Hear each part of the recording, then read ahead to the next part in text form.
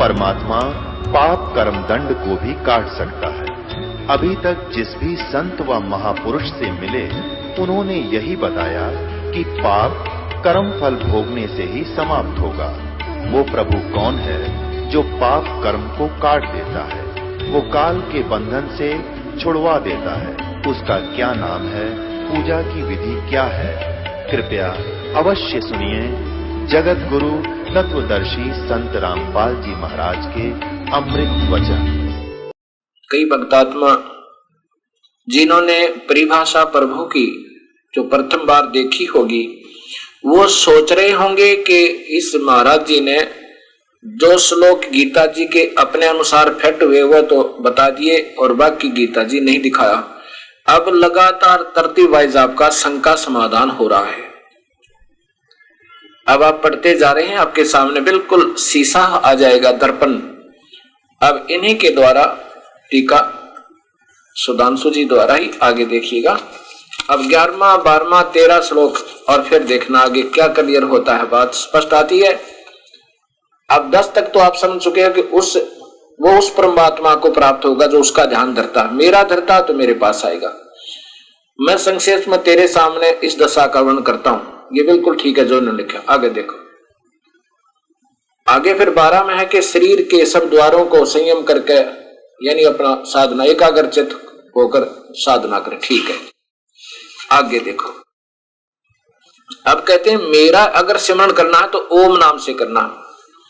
ओम इत एकाक्षरम ब्रह्म, मुझ ब्रह्म का जाप करने का एक ओम मंत्र है बस। और इसी से मेरी प्राम गति को प्राप्त हो सके। किसी प्राम गति है वो आपको पता ही है, अनुतम है। इन्होंने लिखा कि और एक अक्षर ओम जो कि ब्रह्म है, ये ब्रह्म कहता है कि मेरा उच्चारण, ब्रह्म का उच्चारण ओम मंत्र का उच्चारण करता हुआ मुझे स्मरण करता हुआ अपने शरीर को त्याग कर इस संसार से प्राण करता है, वह उच्चतम लक्ष्य परम गति को प्राप्त होता है। इसका उच्चतम लक्ष्य आपको ने देख लिया। अनुतम तम लक्ष्य है उनकी प्राम गति स्वर्गलोक, महास्वर्ग यानी ब्रह्मलोक, और फिर वो भी विनाश में। वो 7वें अध्याय का 18वां श्लोक स्पष्ट करता है कि वो भी अच्छी नहीं, फिर भी मेरा जाप करोगे तो ब्रह्मलोक तक आओगे। आगे देखो 14 में, जो मनुष्य अन्य किसी वस्तु का ध्यान न करता हुआ निरंतर मेरा ही स्मरण करता है वह अनुशासित योग यानी शास्त्र अनुग साधना से मुझे सरलता से प्राप्त कर लेता है, अर्थात मेरे द्वारा वो परम गति जो मैं दे सकता हूं सुविधा प्राप्त कर सकता हूं। 15 देखो, मुझ तक पहुंच जाने के बाद, यहां इन्होंने फिर गोलमोल कर दिया थोड़ा सा। इन्होंने क्या किया है, मुझ तक पहुंच जाने के बाद वे महान आत्माएं पुनर्जन्म ग्रहण नहीं करती जो दुख का घर है और अस्थायी है, क्योंकि वे आत्माएं परम सिद्धि को प्राप्त कर चुकी होती है। ये फिर अधूरा ही रह गया इनका, क्योंकि बेचारों में ज्ञान ही इतना है। अब मैं दास बताता आपको, ये देखिएगा आदरणीय जयदयाल गोविंद का द्वारा भी उसी अध्याय का टीका और उसी श्लोक से प्रारंभ करते हैं। इसमें यह सुविधा है थोड़ी हमें। ये 15वां श्लोक देखें, ये देखो 15वां, 14 तक तो आपने सुन लिया। अब 15वां देखो, क्योंकि इसमें ये संधि छेद किए जो आपके आसानी से ये दास समझा सकता है, बुद्धिजीवी व्यक्ति को बहन भाई आराम से समझ सके।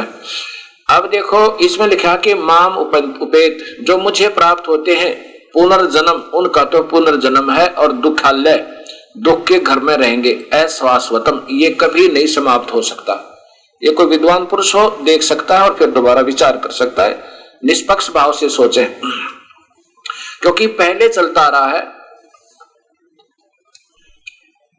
अब इस एक श्लोक से नहीं, पीछे जितने भी श्लोक और आप सारी सटडी यानी अध्ययन करते आ रहे हो, श्रवण करते आ रहे हो, उन सब के आधार से ये श्लोक सुलझेगा।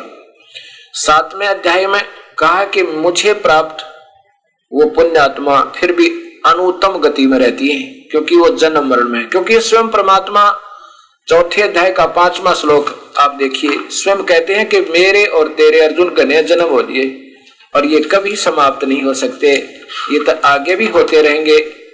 और इसलिए यहां ये नहीं कह सकता कि मुझे प्राप्त कभी जन्म मरण को नहीं हो सकता उनका, ये अधूरी टिप्पणी होती। अब यहां से क्योंकि हर श्लोक में हर अध्याय को सुलझाने के लिए उसका फिर ध्यान देना पड़ेगा। अब यही वही गीता प्रेस गोरखपुर से प्रकाशित है। इसमें चौथा अध्याय नंबर 4, वही भगवान कह रहा कि अर्जुन मेरे और तेरे बहुत से जन्म हो चुके हैं, उन सबको तो नहीं जानता, मैं जानता हूं। तो फिर यहां भगवान नहीं कहते कि मुझे प्राप्त फिर जन्म नहीं होता, मुझे प्राप्त का। ये देखो ध्यान से अध्याय नंबर 8 का श्लोक नंबर 15 है। इसका फिर नीचे से सुलझेगा। इस संस्कृत से इन्होंने तो अपने हिसाब से किया हुआ है, ये न्याय संगत नहीं लगता। अब देखो, अब कहता है कि माम उपेत पुनर्जन्म, मेरे को प्राप्त का तो पुनर्जन्म होगा, और वो दुखालय, ये तो जन्म मरण के दुख का घर है। और ऐसा स्वतम, ये स्थायी नहीं है, ये तो अक्षर भंगुर है।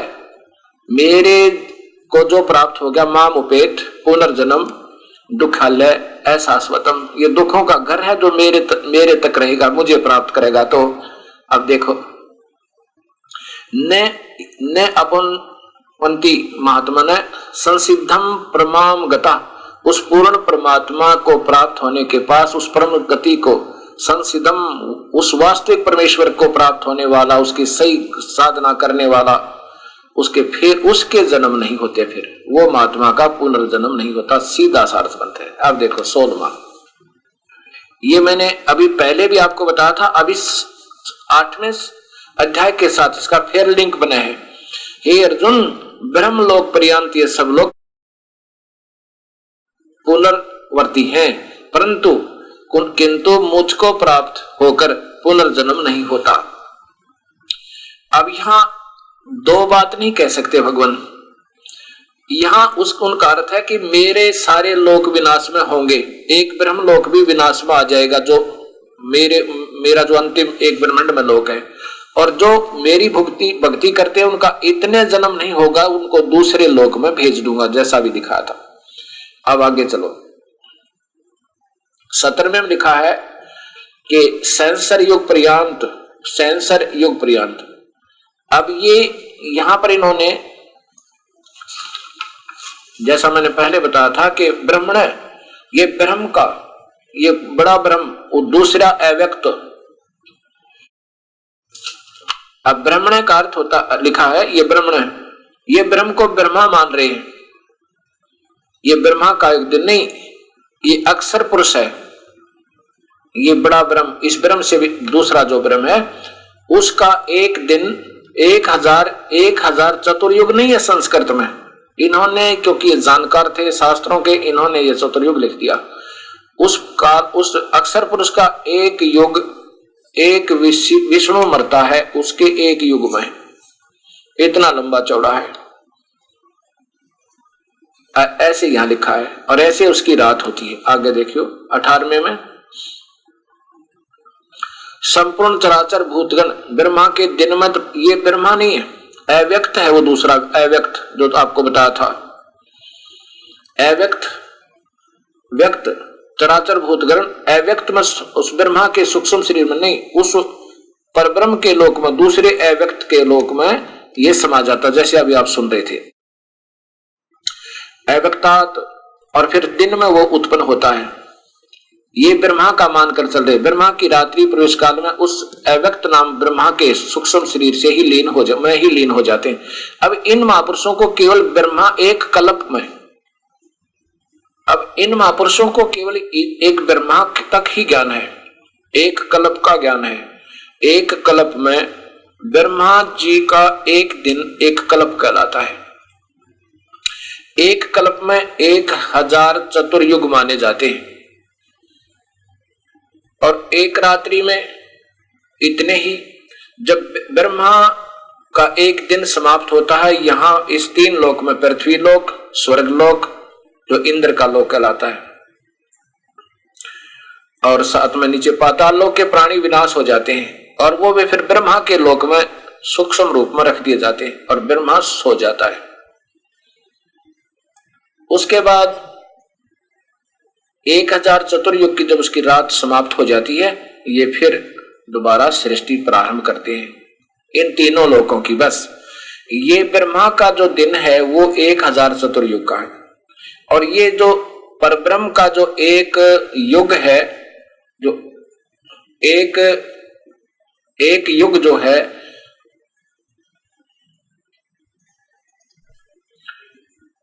परब्रह्म का एक दिन 1000 युग का होता, चतुर्युग नहीं है, 1000 युग का होता है। एक युग कितना बताया आपको कि 100 ब्रह्मा मरेंगे, एक ब्रह्मा मरेगा जब एक विष्णु मरेगा ना, 7 ब्रह्मा मरेंगे तब एक विष्णु का अंत होगा, 7 विष्णुओं का विनाश होगा तब एक शिव मरेगा। ये शिव इतने मृत्युंजय हैं, और जब एक शिव मरेगा तब एक युग होगा किसका? परब्रह्म का। ऐसे ऐसे 1000 युग का एक दिन होया उस परब्रह्म का। जब 1000 युग समाप्त होंगे उस ब्राह्मण के, उस बड़े भगवान के, यानी इस काल तक बड़े भगवान के, दूसरे व्यक्त के, इस काल से अगले अव्यक्त के, अक्षर पुरुष क्या, उसका 1000 एक दिन 1000 युग का है, नोट चतुर्युग। गीता कोई बच्चों का खिलौना नहीं है, बच्चों का लेख नहीं है, ये उस ब्रह्म के द्वारा, काल के द्वारा बोला गया बिल्कुल निर्णायक ज्ञान है। और इतनी ही उसकी रात होती है अक्षर पुरुष की, यानी परब्रह्म की। तो परब्रह्म की जब रात्रि समाप्त होती है, ये काल का फिर ढमढमा शुरू हो से 121 ब्रह्मांड का, और फिर ऐसे ही ये इन सब लोकों में ये ब्रह्मांड तो बने रहते हैं लेकिन इनके जीव नष्ट हो जाते हैं। फिर इनके अंदर ऐसे ही ये पहले प्रकृति और ये काल आएगा, और फिर प्रकृति में ये सब प्राणी होंगे, फिर ये इनको नारे नारे कर्म आधार पर फिर जो दोबारा जन्म दिया जाएगा। ऐसे ये प्रारंभ होता है। फिर देखिएगा आदरणीय सुधांशु जी द्वारा वही टीका, ये 8वां अध्याय चल रहा है, इसलिए इनमें यहां लिखा है कि ब्रह्मलोक तक सभी विनाश में आ जाएंगे। आगे लिखा है कि इन्होंने ये 16वां, ये देखो इधर 16वें में लिखा है कि ब्रह्मा के लोक लिख दिया, ये ब्रह्म नहीं है, या ब्रह्मा लिखा जाता। ब्रह्मा के लोक से लेकर नीचे तक सब लोग ऐसे हैं जिनके फिर पुनर्जन्म की ओर लौटना होता है, परंतु कुंती पुत्र मुझ तक पहुंचने के बाद फिर किसी को का पुनर्जन्म नहीं धारण नहीं करना पड़ता। अब यहां ब्रह्म को ब्रह्मा लिखा, अगर ब्रह्मा होता तो यहां चतुर्युग होते, सेंसर युग है, सेंसर चतुर्युग नहीं लिखा, 1000 युग। इन्होंने सीधी संस्कृत ठीक कर दी, चतुर्युग नहीं लिखा, लेकिन लिख दिया ब्रह्मा का दिन। आगे फिर आगे स्पष्ट होगा, देखना। दिन के आने पर अव्यक्त से उस सब वस्तुएं प्रकट हो जाती हैं।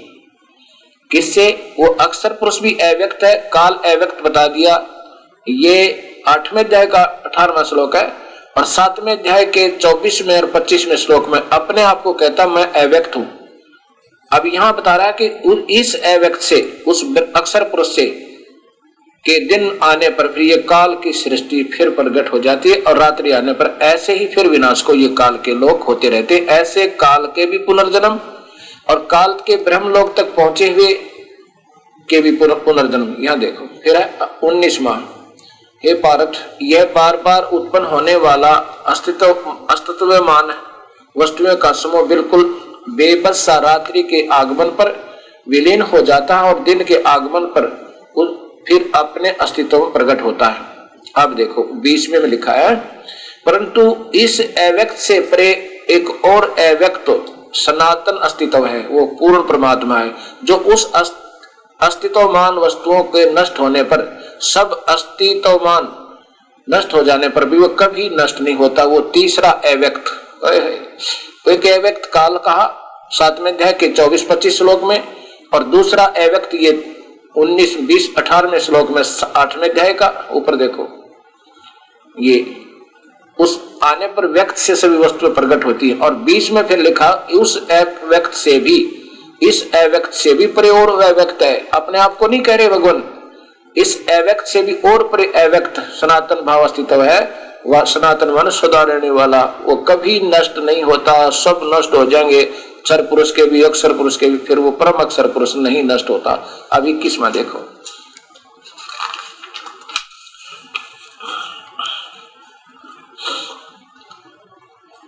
और फिर किसने स्पष्ट कर दिया, वह अव्यक्त अनश्वर कहलाता है, वो वास्तव में अविनाशी परमात्मा जो गीता जी के 15वें अध्याय के 16 और 17 में व्याख्या है, उसे सर्वोच्च सतिथि कहा गया है।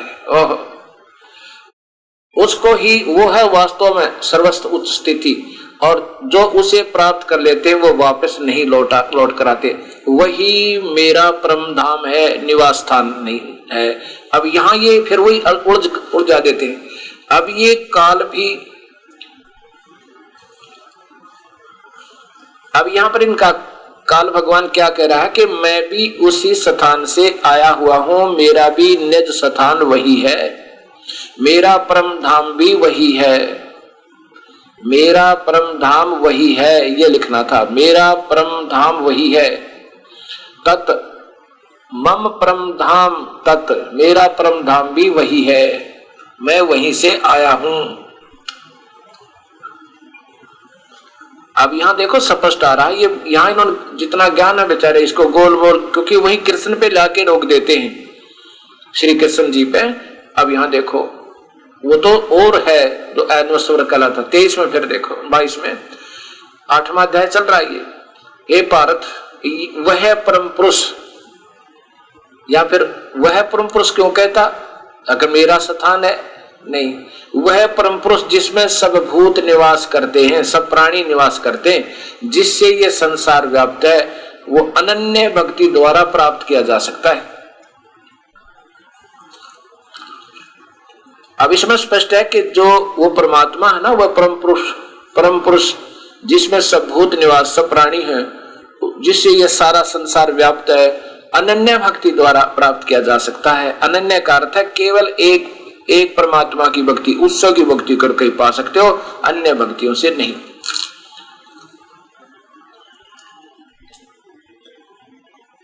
अब ये प्रसंगी शंका समाधान चल रहा है, तो यहां पर और शंका होगी आप भक्तात्माओं को जो इस दास के पास उपदेश लेने आएंगे, कि हम पहले, कि आप सोचोगे कि पहले प्रारंभ ही आप काल की भक्ति से, ब्रह्म भक्ति से प्रारंभ करते हो, ये भक्ति नहीं।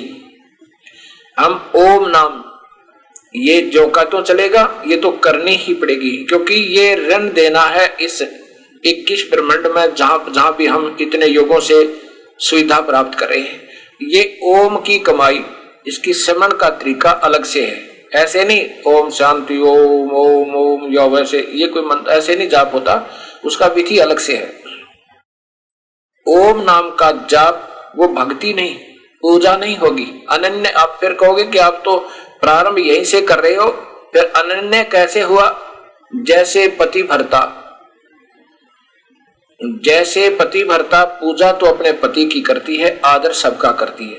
अब यहाँ क्या होगा कि हमने किसी का ऋण जो ले रखा है, वो ऋण उतरेगा तो हम यहाँ से मुक्त होंगे, क्योंकि हम काल के लोक में और काल के द्वारा तप करके प्राप्त इस लोक में रह रहे हैं। तो हमारे ऊपर इसका टैक्स है, हमारे से ये मजदूरी करवा रहा है और अपना स्वार्थ पूरा कर रहा है, और हमें यहाँ रोके हुए हैं जब तक हम इसका किराया ना दे देंगे।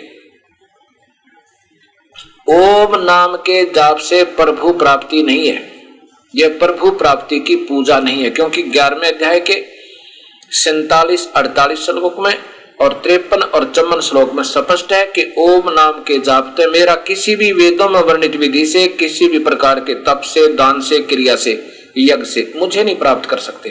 केवल सुविधाएं प्राप्त कर सकते हैं ब्रह्मलोक में, महाब्रह्मलोक में, ब्रह्मलोक में, ब्रह्मा के लोक में, या फिर यहाँ राजा और यहाँ सुख सुविधा जैसे कार कोठी, ये ले सकते हैं। ओम नाम की कमाई थे, प्रभु नहीं मिल सकता। और जब हमने ये ज्ञान हो गया कि यहाँ की कोई वस्तु ना नहीं चाहिए हमें, ना हमने स्वर्ग चाहिए, ना इनका ब्रह्मलोक चाहिए, ना यहाँ राजा बनना, तो ओम नाम की कमाई करेंगे अपना ऋण उतारने के लिए, जाप करेंगे। ये पूजा नहीं है, ये हम उसका ऋण उतारने के लिए सिमरण करेंगे और प्रारंभ करेंगे यहीं से, क्योंकि ओम नाम की कमाई हमने इस काल को ही दे जानी है, हमने नहीं रखनी। उसके बाद एक और मंत्र है जो पार ब्रह्म के लोक को हम पार करेंगे, उसका भी टैक्स देना है। वो इस ओम के साथ एक और मंत्र लग के ये सतनाम बनता है। और पूजा करेंगे हम फिर वास्तविक एक और मंत्र है जो सार नाम है। ऐसे ये 3 मंत्र बनकर एक पूरा मंत्र बन जाता पूर्ण परमात्मा की प्राप्ति का, जो गीता जी के अध्याय नंबर 17 के श्लोक नंबर 23 में लिखा है कि परमात्मा के पाने की, श्लोक नंबर अध्याय नंबर 17 के श्लोक नंबर 23 में लिखा कि परमात्मा के पाने के लिए ब्रह्मणे, ब्रह्मणे यानी पूर्ण परमात्मा, क्योंकि ब्रह्मण का जो अर्थ है वो बड़ा भगवान, उसको पाने के लिए हमने 3 मंत्र का निर्देश आपके लिए, और यही बताता है वेद। ये देखियो, ये गीता जी अध्याय नंबर 17 और श्लोक नंबर 23।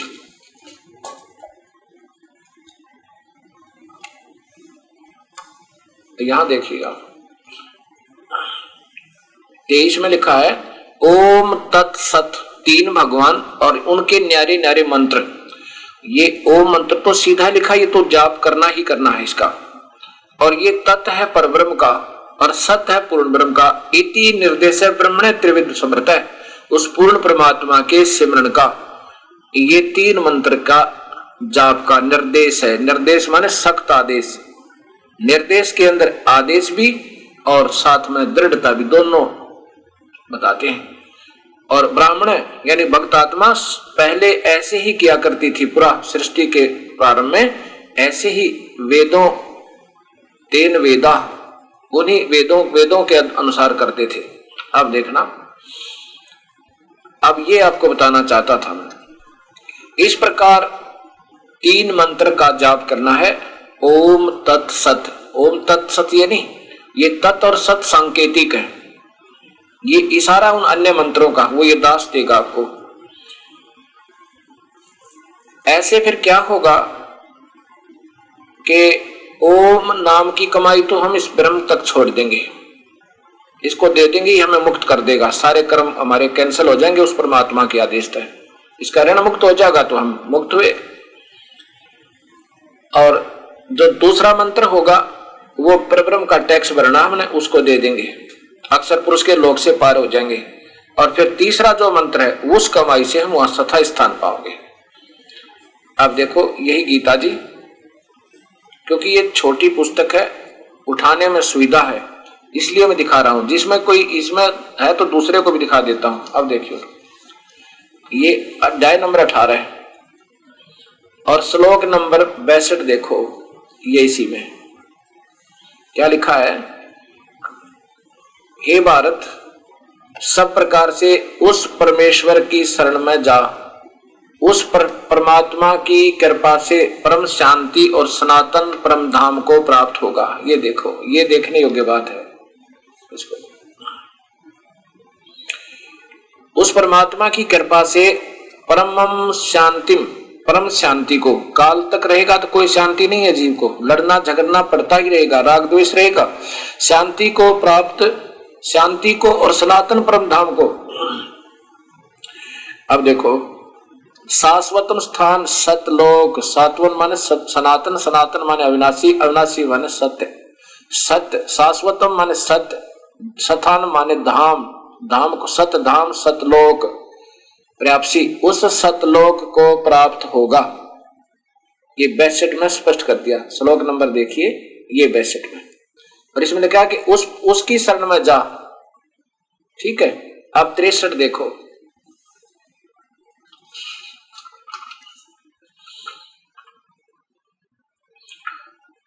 इस प्रकार ये गोपनीय से भी अति गोपनीय ज्ञान मैंने तुझे कह दिया। ये देखो, ये 63वां है। ये तो कह दिया गोपनीय से गोपनीय ज्ञान कि उसकी शरण में चला जा, फिर तू उस सतलोक चला जाएगा जो मेरा भी परम धाम है। यह देखो, इस रहस्य ज्ञान को पूर्णतः भलीभांति विचार कर जैसा तू चाहता वैसे कर ले। अब क्या कह रहे हैं प्रभु के अब अर्जुन ये गुप्त से गुप्त ज्ञान तुझे बता दिया, क्योंकि 18वां अध्याय अंतिम आ गया कि मेरी शरण में रहेगा तो शांति तो है नहीं, जन्म मरण भी बना रहेगा। और भाई देखो इसमें कोई शक नहीं, तो मेरी भक्ति करेगा तो तू मुझे प्राप्त होगा और तुझे स्वर्ग भेज दूंगा। बिल्कुल से अब मैंने तुझे ये गुप्त से भी गुप्त ज्ञान बता दिया। अब इसको समझ कर अब तेरी इच्छा, मेरी शरण में रहना है तो उठा हथियार और कर ले युद्ध, और मुझे याद भी कर और युद्ध भी कर, तो मुझे ही प्राप्त होगा, मेरे पास आ जाएगा। अब ये तो ज्ञान हो गया कि जो अति उत्तम से भी उत्तम ज्ञान मैंने तुझे देना था वो दे दिया, जैसा तेरी इच्छा से कर ले। अब 64वें श्लोक में देखो क्या कहता है कि वो परमात्मा, वो पूर्ण ब्रह्म मेरा भी इष्ट देव है, वो मेरा भी परम पूज्य है, मैं भी उसी की भक्ति करता हूं। ये काल भी वहां कबीर परमात्मा का भजन करता है अपने काल लोक में बैठ के, तब इसका टुकड़ा चल रहा है, 21 ब्रह्मांड चल रहे हैं। कबीर साहब कहते हैं गोरखनाथ जी को कि गोरखनाथ तेरा ज्योत स्वरूपी अलख निरंजन, वो भी जपता नाम हमारा, वो भी मेरा ही नाम जप रहा है, यानी मेरा ध्यान धर रहा है। उस ध्यान के आधार पर कुछ तप बन जाता है और तप के बदले में ये राज्य मिलता है। वो धरता ध्यान हमारा, ओनली मेडिटेशन, मेडिटेशन एक यज्ञ बनता है, प्रभु प्राप्ति नहीं यज्ञ से। ये गीता स्पष्ट करती है 11वें अध्याय का 47, 48, 53 और 54 श्लोक कि किसी भी यज्ञ से, वेदों वर्णित विधि से, किसी ज्ञान से, दान से, तप से मैं नहीं पा सकता, प्रभु नहीं मिल सकता। हाँ, ध्यान मेडिटेशन से यज्ञ बनती है, ध्यान यज्ञ, ज्ञान यज्ञ, प्रणाम यज्ञ, हवन यज्ञ, और ये 5 यज्ञ बनती है, धर्म यज्ञ। इनसे केवल यहाँ की सुविधाएं प्राप्त होती है, सिद्धियां भी आ जाती है, इंद्र भी बन जाता है, राजा भी बन सके, स्वर्ग भी प्राप्त हो सके, महास्वर्ग भी हो सके। ऐसे ही ये काल ध्यान धरता उस परमेश्वर का, ये जाप तो उसका नहीं कर सकता, उसको नहीं बताया मालिक ने। और ध्यान से केवल यज्ञ बनता है, यज्ञ से संसारिक सुविधाएं, अंतर में थोड़ा बहुत आनंद, आनंद आए बिना ध्यान हो नहीं। एक काल के ही लोक में, काल के ही शरीर में इसमें ध्यान रखेंगे, ध्यान ये ध्यान काल तक ही रखेगा, ये बाहर नहीं होने देता। अब आगे 64वें श्लोक में कमाल कर दिया। अब देखो, अब बताना उत्तम से ये अति गोपनीय ज्ञान मैंने तेरे बता दिया। वो तो हो लिया कि मेरी शरण में आना है तो मेरे पास रहे, मेरी भक्ति कर, उसकी शरण में जाना है तो उसकी भक्ति किसी संतों ने ढूंढ ले तो इसके परम मार्ग के जानने वाले हों परमात्मा के बारे में। अब 64 में मैं स्पष्ट कर दिया कि मेरा भी इष्ट देव वही है, ये और तुझे गुप्त बताता हूं।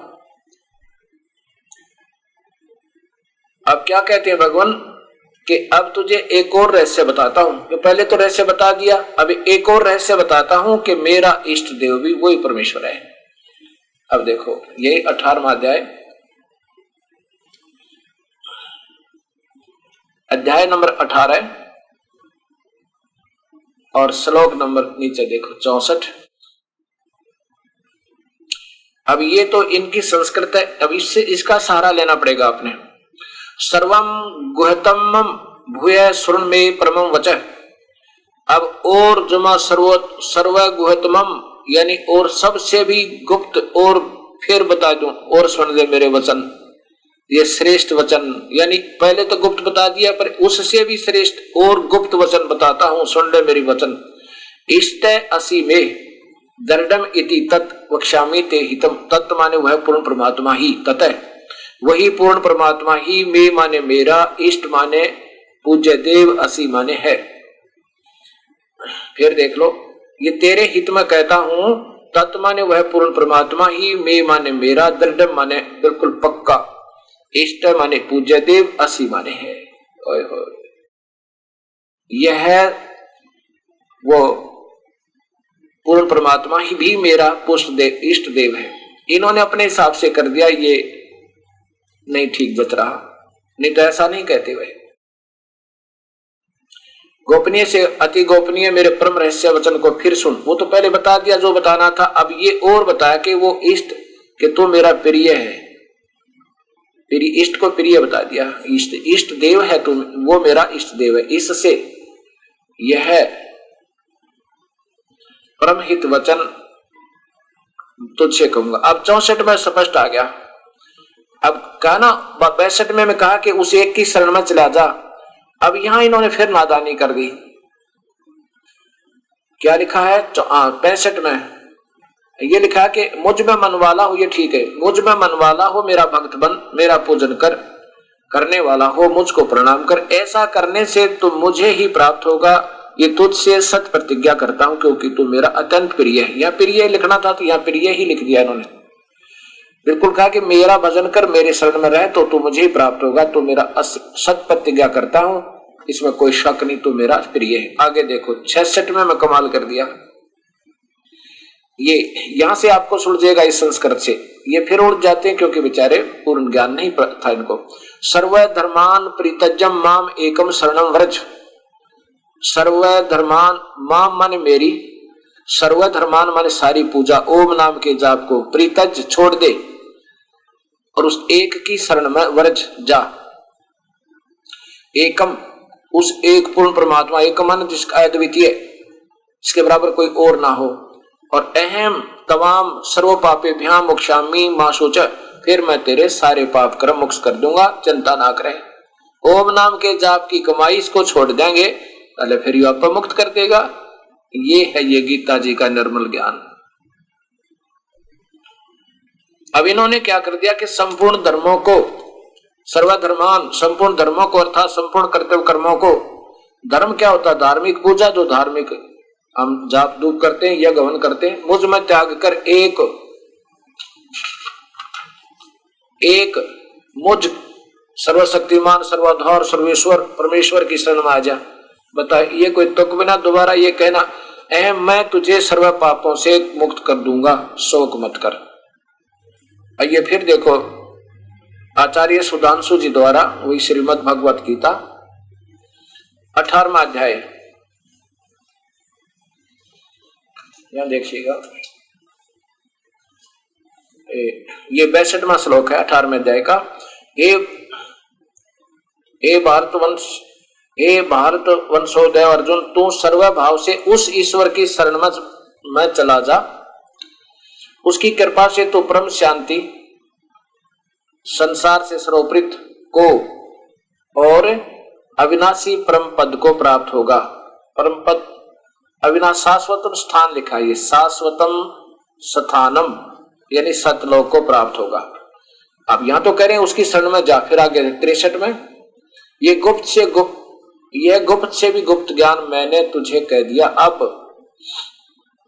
तू इस प्रकार अच्छी तरह से विचार करके जैसा चाहता वैसे कर। आगे देखो 64 में, इससे अत्यंत गोपनीय वचन को तो मेरे से फिर सुन, तू मेरा अत्यंत प्रिय है। इष्ट को फिर इन्होंने प्रिय लिख दिया क्योंकि ये एक दूसरे की नकल ही कर रहे हैं तकरीबन, इसलिए तेरे हित की बात कहूंगा। इष्ट माने वो मेरा पक्का, मेरा इष्ट देव है, वो मेरा पूज्य देव है। अब 65 में देखो, तू मेरा भक्त हो जा, मेरे मन वाला हो, मेरा पूजन करने वाला हो जा, और मेरे को नमस्कार, ऐसा करने से तू मेरे को प्राप्त हो जाएगा। यह मैं तेरे सामने सत्य प्रतिज्ञा करता हूं, क्योंकि तू मेरा अत्यंत प्रिय है। या तो सीधा प्रिय लिखा इन्होंने, वहां इष्ट लिखा है। अब 66 में स्पष्ट हो गया, ये सभी ऐसे ही गोल कर जाते हैं अनजानपने में। अब कहा कि संपूर्ण, ये सीधा लिखा ऊपर कि सर्वधर्मान परित्याज माम, मेरे सभी पूजाओं को मेरे में तज छोड़ दे, एकम शरणम व्रज, उस एक की शरण में जा, फिर मैं तुझे सब पापों से मुक्त कर दूंगा। इसका अर्थ तो ये बना है, संपूर्ण धर्मों का आश्रय छोड़कर तू केवल मेरी शरण में आ जा, मैं तुझे संपूर्ण पापों से मुक्त कर दूंगा, चिंता मत कर। पहले कोई धर्म था ही नहीं, अगर ऐसे इन धर्मों का हिसाब लगाए नहीं, यानी धार्मिक पूजा जो तू कर रहा है ना ओम नाम की, वो मेरे में छोड़ दे और उस भगवान के पास चला जा, फिर तेरी सारी मुक्ति हो जाएगी, चिंता ना कर। गीता जी के अध्याय नंबर 14 से प्रारंभ होता है कि तीसरे और चौथे और 5वें श्लोक का भावार्थ बनता है कि अर्जुन, जितने भी इन 21 ब्रह्मांड में प्राणी उत्पन्न हुए हैं उनका मैं तो पिता हूं और प्रकृति यानी दुर्गा इन सबकी माता है, और हमारे संयोग से ही ये उत्पन्न हुए हैं। मैं पिता हूं, ये मां है सबके को उत्पन्न करने वाली। और इस प्रकृति से उत्पन्न तीनों गुण रजगुण ब्रह्मा, सतगुण विष्णु, तमगुण शिव जी, ये इस जीवात्मा को फंसा कर रखते हैं, ये कर्मों में बांध कर रखते हैं, ये इनको पार नहीं होने देते। फिर आगे बताया है कि इन्हीं गुणों की उपासना करने वाले नादान व्यक्ति जो रजगुण की उपासना करते हैं ब्रह्मा की, वो तो संसारिक सुख की तलाश करते हैं, और जो तमोगुण शिव की पूजा करते हैं वो तो सीधे ही नरकाधारी हैं, ऐसा 14वें अध्याय में लिखा है। और जो सात्विक यानी विष्णु जी की पूजा करते हैं वो इन दोनों से कुछ अच्छी है, यानी सतगुण की जो पूजा करते हैं उनका, लेकिन वो भी अक्षणिक सुख है। अब फिर देखिए अध्याय नंबर 14 गीता जी का और श्लोक नंबर 3, 4, 5, ये 3, 4, 5 देखिए। श्लोक नंबर 14 अध्याय नंबर 14 और श्लोक नंबर 3। हे अर्जुन, मेरी महत ब्रह्म मूल प्रकृति भूतों की योनि गर्भाधान स्थान है। मैं उस योनि में चेतन समुदाय गर्भ को स्थापन करता हूं। उस जड़ चेतन से संयोग से सब भूतों की उत्पत्ति होती है। ये 4 है। हे अर्जुन, नाना प्रकार की सब योनियों में जितने मूल मूर्तियां अर्थात शरीरधारी प्राणी उत्पन्न होते हैं, प्रकृति तो उन सब की गर्भ धारण करने वाली माता है, मैं बीज स्थापन करने वाला पिता हूं। ये काल कह रहा है। अब 5वां देखो नीचे। हे महाबाहो अर्जुन, ये अर्जुन सतगुण रजगुण और तमगुण, सतगुण विष्णु, रजगुण ब्रह्मा, तमगुण शिव जी, ये प्रकृति से उत्पन्न तीनों गुण अविनाशी जीवात्मा को शरीर में बांधते हैं। अब ये गीता जी में गुणों का फिर जिक्र चला है, और 3 गुण कौन है? रजगुण ब्रह्मा, सतगुण विष्णु, तमगुण शिव जी। अब यहां फिर ये प्रमाण दिखाना जरूरी होगा, नहीं तो ये नादान कोई भी आपको बहका देगा, आप अनजान हो सभी कि कौन कहता है तीनों गुण ब्रह्मा विष्णु महेश हैं। और क्योंकि शास्त्र तो किसी को ज्ञान नहीं, ना कोई उठाकर देखा, किसी ने संतों ने भी नहीं देखा होता तो ये ओ आबाई नहीं कहते। तो इसलिए ये बार बार दिखाना बहुत जरूरी हो गया इस दास के लिए। अब ये कौन कहेंगे कि कौन कहता प्रकृति शेरा वाली दुर्गा है? ये श्रीमद् भगवत गीता प्रेस गोरखपुर से प्रकाशित, और इनका जो लेखक है, इसका टीकाकार है ये श्री संपादक श्री हनुमान प्रसाद पोदार, चिमन लाल गोस्वामी। इसमें देखो, पहले तो ये दिखाऊंगा कि ये प्रकृति है जो शेरा वाली है। 3रा स्कंद है इस पुस्तक के, और प्रश्न नंबर देखिए 115 पर, और ये 14 पर देखिए। अब 14 पर 114 पर, ये 114 प्रश्न है। इसमें नीचे देखिएगा, ये दिखाऊंगा थोड़ा अंश। ये आदि माया महाशक्ति एवं परम पुरुष के साथ रहकर कार्य संपादन करने वाली प्रकृति है। ब्रह्म के साथ उनका अभेद संबंध है। ये प्रकृति है और काल के साथ इसका अभेद संबंध, ये पति पत्नी रूप में। अब 123 पृष्ठ पर ये 3रा स्कंद, ये 3रा स्कंद 123 पृष्ठ पे यहां देखिएगा। विष्णु जी कहते हैं, तुम शुद्ध स्वरूपा हो, प्रकृति देवी अपनी माता को। यह संसार तुम्ही से उद्भासित हो रहा है। मैं ब्रह्मा और शंकर, मैं विष्णु ब्रह्मा और शंकर, हम सभी तुम्हारी कृपा से विद्यमान है। हमारा आविर्भाव और तिरोभाव हुआ करता है। हम तो जन्म मरण में हैं, केवल तू ही नित्य हो। जगत जननी हो, तुम ही नियत हो, जगत जननी हो, प्रकृति और सनातनी देवी हो। ये देखो प्रकृति।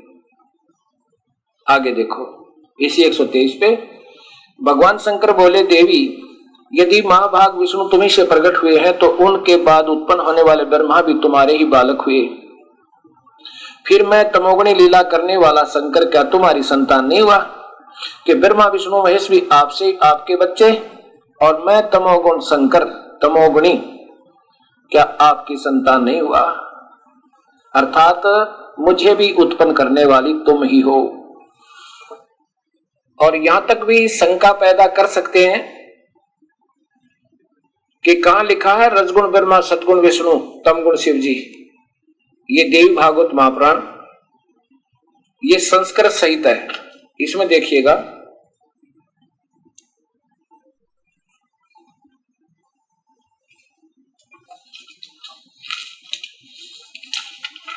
ये अथ देवी भागवतम सभाष्टीकम समात्यम खेमराज श्री कृष्णदास प्रकाशन बंबई। और इसमें ये देखिएगा अध्याय नंबर 3 सेकंड प्रारंभ।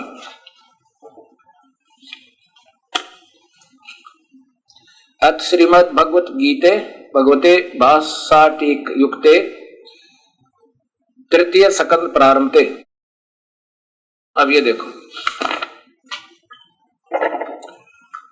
इसमें लिखा है, सब लोकों के सृजन की इच्छा करने वाले हरि विष्णु ब्रह्मा और शिव, यह सब तुम्हारे चरणाविंद की भक्ति और प्रीति को प्राप्त होकर कर सकते हैं। हे मात, शंकर जी कह रहे हैं, यदि हमारे ऊपर सदा आप दयायुक्त हो तो हमको तमोगुण में यानी मेरे को शिव को किस प्रकार प्रदान किया? ब्रह्मा रजोगुण और सतोगुण हरि सतोगुण। अब ये संस्कृत भी देख सकते हैं आप। ये 7वां श्लोक है, ये 8वां है, ये 7वें से प्रारंभ है। ये देखिएगा, ये यहां पर ये है, ये देखो ये 7वां 8वां प्रारंभ है। यदि ये सर्व लोकों की इच्छा करने वाले, ये यहां पर ये देखो, यदि दया धर्मना तो दर्दबंद है हमारे प्रति, दयावान है तो न सदा विवेकम कथम अहम विहितम, किस लिए मुझको विहितम तमोगुण है, मैं तमोगुण क्यों बनाया? कमल जय ब्रह्मा यानी कमल से उत्पन्न वाले ब्रह्मा को रजोगुण विश्वविहित है, और किमो सतोगुण हरि, और विष्णु को सतोगुण कैसे बना दिया माई तूने? ये देख लो, आपके सामने है ये। अब अध्याय नंबर 14 में इन तीनों गुणों की ही पूजा का आगे वर्णन है कि जो रजोगुण की पूजा करता है वो यहाँ संसारिक सुख के ऊपर चिपटा रहता है, ब्रह्मा की पुजारी, क्यों से यहाँ संसारिक सुविधा चावे, ऐश्वर्य के साधन चावे ये। और सतोगुणी पूजा करने वाला वो थोड़ा सा 21 है इन दोनों से, लेकिन ये भी सही नहीं है। और तमोगुण का पुजारी तो सीधा ही अधोगति को जाता है। और इन दोनों के पुजारी भी यानी ब्रह्मा और विष्णु के पुजारी भी नीचे के लोकों तक ही सीमित है। और फिर कहा कि इन तीनों को जो करता नहीं मानता, ब्रह्मा विष्णु महेश को, वो फिर मेरे शरण होकर इनको उल्लंघन कर जाता है, इनसे ऊपर उठ जाता है। अब देखो, ज्यादा ना दिखा करके मैं 17 अध्याय नंबर 14 के 17 से प्रारंभ करता हूं। आप स्वयं भी देख सकते हैं, जो कोई बच्चों को बुलाने वाली बात नहीं है। अध्याय नंबर 14 श्री गीता जी, ये श्रीमद् भगवत गीता, गीता प्रेस गोरखपुर से प्रकाशित है। यहां से देखें, सतोगुण से ज्ञान उत्पन्न होता है और रजोगुण से निसंदेह लोभ, और तमोगुण से प्रमाद मोह उत्पन्न होता है, अज्ञान भी। इस एवं माने इसी प्रकार अज्ञान। तमोगुण यानी शिव के पुजारी से तमस है, तो उसमें तो क्रोध ही क्रोध होता। जैसे रावण ने तमोगुण की भक्ति की थी, विनाश को प्राप्त हुआ। सुविधा अवश्य मिल जाती है। आगे देखो 18 नंबर, ऊर्ध्वम गच्छन्ति सत्वथा। अब कति स्पष्ट हो जाएगा। सत्व गुण में स्थित पुरुष अर्थात विष्णु का उपासक स्वर्ग आदि उच्च लोकों को, उच्च नहीं ऊर्ध्व, ऊर्ध्व माने नीचे के, हाँ ऊर्ध्व ऊपर के, आदि उच्च लोकों को प्राप्त होता। क्योंकि ये स्वर्ग आदि उच्च लोक माने गए, यहाँ पर स्वर्ग से ज्यादा कोई मानता ही नहीं। स्वर्ग यानी स्वर्ग एक तो इंद्रलोक, एक विष्णु का लोक, ये दोनों ही हर लोक में स्वर्ग बने हुए। स्वर्ग आदि उच्च लोकों को जाते हैं। रजोगुण सत्य राजस यानी इसका ब्रह्मा का उपासक अर्थात राजस पुरुष के जो पूजा करेगा उसमें वही गुण आ जाएंगे। मनुष्य लोक में रहते हैं वो तो यही 84 में आ जाते हैं, या संसारिक सुविधा प्राप्त होती रहती। जगन तमोगुण के कार्य रूप निद्रा प्रसाद आलस आदि से तमसा तामस पुरुष यानी शिव का उपासक अधोगति को और कीट पशु आदि नीच योनियों को तथा नरकों को प्राप्त होते हैं। या फिर देख लो तमसा यानी शिव के पुजारी तामसा। अब यहाँ चक्कर में पड़ जाते हैं कि नहीं तामसा तो क्रोध है। क्रोध किससे है? विष्णु से, शिव से। अब ये पूजा का जिक्र चल रहा है यहाँ पर। पूजा जो जिसकी करेगा उसमें वही गुण आएंगे। मिर्च खाओगा तो मुंह जलेगा, लहसुन खाएगा तो गंध आएगी, आम खाएगा तो मीठा मुंह होगा। ऐसे ये कहते हैं शिव का पुजारी तो सीधा ही नरक में जाता है। आगे देखिए अब क्या बताया है कि जिस दृष्टा तीनों गुणों के अतिरिक्त अन्य किसी को करता नहीं जानता देखता और तीनों गुणों से अत्यंत सच्चिदानंद घन मुझ परमात्मा को तत्व से जानता है, वह मेरे स्वरूप को प्राप्त होता है। अब क्या होता है कि जो इन तीनों गुणों के अतिरिक्त, अब यहां क्या समस्या है, ये इतना निर्मल ज्ञान है। अब इसमें क्या लिखा है कि जो केवल इन तीनों गुणों तक ही भगवान मानता है और ये भी मानता है कि कोई और परमात्मा है, तो वो आगे बताया है 20वें श्लोक में कि वह शरीर के उत्पत्ति कारण इन तीनों गुणों को उल्लंघन करके और जन्म मृत्यु वृद्ध अवस्था मुक्त परमानंद को प्राप्त होता है। अभी देखिए आगे देखिएगा, ये 20वां श्लोक है इसी गीता जी में। अब ये शंका समाधान बहुत जरूरी है आपके सामने आना। पुरुष मनुष्य देही माने तो शरीर वाला शरीरधारी व्यक्ति, शरीर की उत्पत्ति कारण इन तीनों गुणों के, क्योंकि यही जीव को उलझाए रखते हैं, उत्पत्ति कारण तीनों गुणों को उल्लंघन करके जन्म मृत्यु दुख से परे मुक्त परमानंद को प्राप्त होता है। अब ऊपर लिखा है कि मुझे भी मानता है और तीनों गुणों को भी ज्ञानता से पूजता है, इन तीनों से ऊपर होकर वो यहां से निकल जाता है, मुझसे भी और इन तीनों गुणों से भी उल्लंघन करके। आगे देखिए, ये तो अर्जुन पूछ रहा फिर कि आगे भगवान ये तीनों गुणों से अतीत पुरुष के क्या स्वभाव होते हैं, वो कैसा होता है, उसके कैसे लक्षण होते हैं। इससे 25 तक सीधा लिखा है कि जो इन तीनों गुणों को जितनी इनकी स्थिति है ब्रह्मा विष्णु महेश को समझ लेता है और मुझे जान लेता है, वो फिर यहाँ के कंकर पत्थर और सोने और मिट्टी को एक समझ लेता है। ऐसा इसमें लिखा। फिर बताया कि इन मेरी भी नहीं और तीनों गुणों की भी नहीं। आगे 26वें श्लोक में लिखा कि जो अव्यभिचारिणी अव्यभिचारी, ये वही गीता जी और श्लोक अध्याय नंबर 14 और श्लोक नंबर ये देखो यहां पर 26 में और जो पुरुष अव्यभिचारी भक्ति योग द्वारा अव्यभिचारेण व्यभिचारी होती है, सारे पूजा देवी भी, देवता भी, भूत भी, पितर भी, सारे ब्रह्मा भी, विष्णु भी, ब्रह्म भी, उनसे न्यारा एक की पूजा करे। जैसे पतिव्रता अपने पति से सिवाय किसी की पूजा नहीं करती, वो अव्यभिचारी होती है। और जो वो ऐसा नहीं करती वो व्यभिचारिणी होती है। यहाँ वही है। और जो पुरुष अव्यभिचारी भक्ति योग द्वारा मुझको भजता है, वह इन तीनों गुणों को भली भांति लांग कर सच्चिदानंद ब्रह्म को प्राप्त होने के लिए योग्य बन जाता है। क्या स्पष्ट हुआ इसमें कि जो अव्यभिचारी रंगते अर्थात मेरी पूजा करे, ब्रह्मा विष्णु महेश इन तीनों गुणों की और देवी देवताओं की, भूतों की, पितरों की नहीं करता, वो अव्यभिचारी भक्ति करता है। और जो ऐसा कर रहा है वो व्यभिचारिणी भक्ति कर रहा है। मुझे भी पूज रहा है और भी पूज रहा है, सब देवी देवता भी, ब्रह्मा विष्णु महेश भी, मंदिर भी, मस्जिद भी, श्राद्ध भी, पितर भी, कहते वो तो व्यभिचारी है। व्यभिचारी का अर्थ होता है एक जो स्त्री एक पति को ना रुक कर हर जगह जाती है, वो पाप आत्मा होती है। इतना भगवान संज्ञा दे रहा है। जो इस ब्रह्म की पूजा ने त्याग कर ब्रह्मा विष्णु महेश तक की पूजा भी कर रहे हैं, वो व्यभिचारिणी भक्ति कर रहे हैं, अव्यभिचारी नहीं है।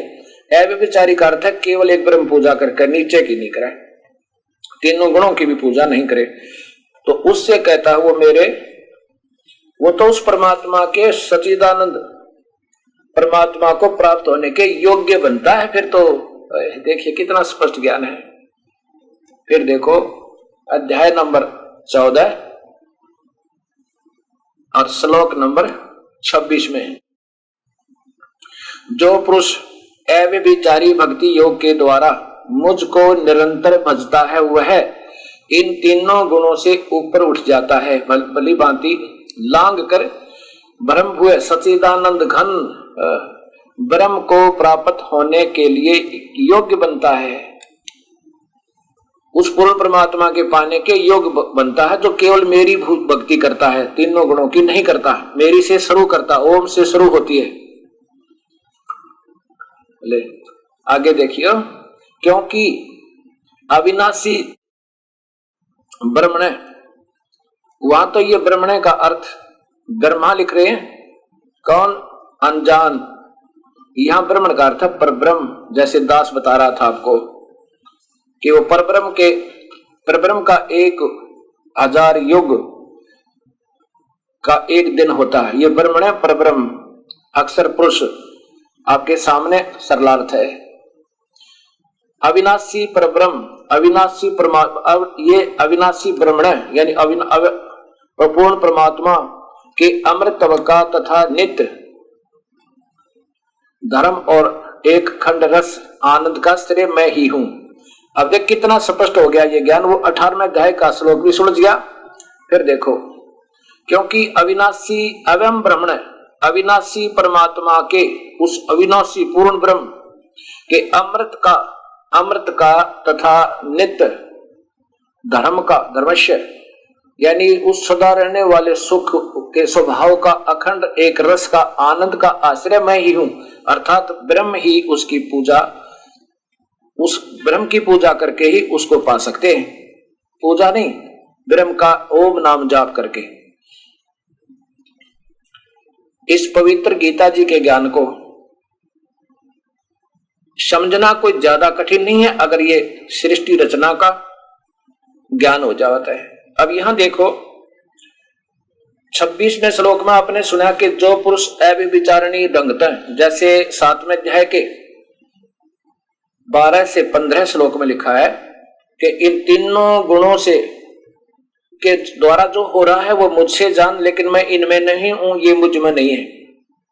और ये त्रिगुणमयी मेरी माया, रजगुण ब्रह्मा, सतगुण विष्णु, तमगुण शिव जी, ये बहुत खतरनाक है। 15वें में लिखा है कि त्रिगुणमयी माया के द्वारा जिनका ज्ञान हरा जा चुका, वो राक्षस स्वभाव को धारण किए हुए दुष्कर्म करने वाले, इन तीनों गुणों की पूजा को दुष्कर्म बताया है। व्यभिचारिणी भक्ति ये सामने आ रहा है 14वें अध्याय का 26वां श्लोक वही स्पष्ट कर रहा है। दुष्कर्तिन, मूर्ख, नीच मनुष्य मेरी भक्ति नहीं करते, ब्रह्म साधना नहीं करते अर्जुन। अब यहां यही बताया कि जो अव्यभिचारी भक्ति योग तय मुझको यानी ब्रह्म को निरंतर भजते हैं, वो तीनों गुणों को भली भांति त्याग के और सच्चिदानंद परमात्मा के पाने के योग्य बनते, उस पूर्ण परमात्मा के पाने के योग्य बनते हैं। तीनों गुणों की भक्ति और अन्य देवताओं की, ब्रह्मा विष्णु महेश की और अन्य देवताओं की तो भूल जा, मेरी भक्ति करके ऐसे तो उसके पाने के योग्य होते हैं। ये परमेश्वर, ये मालिक कबीर परमेश्वर करी दया करी, बड़ी दया करी। कितना स्पष्ट ज्ञान कि ओम नाम का जाप करे, इससे नीचे का बिल्कुल नहीं। ओम नमः शिवाय या भागवते वासुदेव नमः ओम नमः, ये तो व्यर्थ बताए मालिक ने, क्योंकि गीता में कहीं प्रमाण नहीं है और ना ही वेदों में। अब ये कहा कि मेरी भक्ति जो करता है तो उस परमात्मा के पाने के योग्य होता है, क्योंकि अविनाशी ब्रह्मण्य, ब्रह्मण्य माने पूर्ण परमात्मा के अमृत का तथा नित धर्माय धर्मश्य यानी सदा रहने वाले स्वभाव यानी सतलोक में सथाई अमृतों का अखंड रस का आनंद का आश्रय मैं ही हूं। उस परमात्मा को, पूर्ण परमात्मा को पाने परमात्मा के अविनाशी अमृतों को पाने के उस असथाई सुख अमृत का, उस परमात्मा को पाने रूपी अमृत का यानी वहां सथाई रहने के लिए मैं उसका आश्रय हूं, प्रतिष्ठा अहम। मैं उस आनंद को पाने के लिए मैं उसका एक प्रतिष्ठा माने सहयोगी हूं। अब जैसे ओम नाम का जाप करे तो ओम नाम की कमाई हम ब्रह्म तक छोड़ देंगे और फिर ये सहयोगी हो गया हमारा, क्योंकि इसका ऋण मुक्त हो गया, उसका आश्रय मैं ही हूं। कैसे हूं कि तीनों गुणों की भक्ति बिल्कुल त्याग दे और पूजा नहीं करे। अब फिर देख लो, ये इतना निर्मल ज्ञान है, बहुत थोड़ा समय लगेगा पर हृदय में समा होगा। गीता गलत नहीं, गीता जैसा शास्त्र इस पृथ्वी पर नहीं है। कबीर साहब के कबीर सागर ने गरीबदास जी की वाणी, गुरु नानक देव जी की वाणी ने छोड़कर, या नीचे देखो 26वां, ये 26वां श्लोक देखें।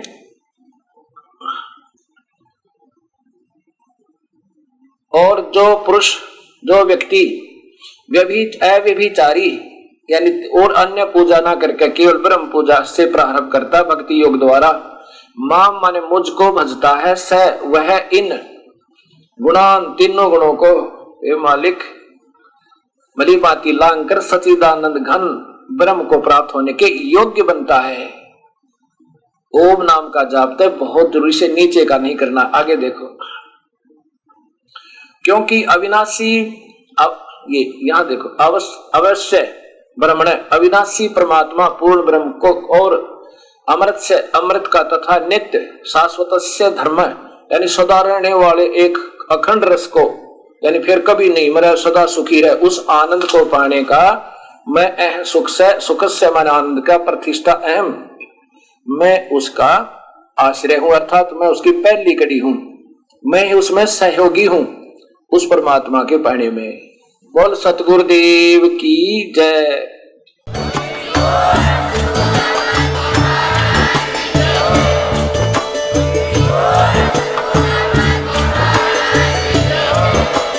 आप सुन रहे थे जगत गुरु तत्वदर्शी संत रामपाल जी महाराज जी के मंगल प्रवचन। अधिक जानकारी के लिए विजिट कीजिए हमारी वेबसाइट www.jagatgururampalji.org। संत रामपाल जी महाराज जी के शुभ आशीर्वाद से पूरे विश्व भर में 500 से भी ज्यादा नाम दीक्षा केंद्र हैं, जिन पर संत रामपाल जी महाराज जी द्वारा ऑनलाइन निशुल्क नाम दीक्षा दी जा रही है। अपने नजदीकी नाम दीक्षा केंद्र का पता करने के लिए संपर्क करें 8222880541।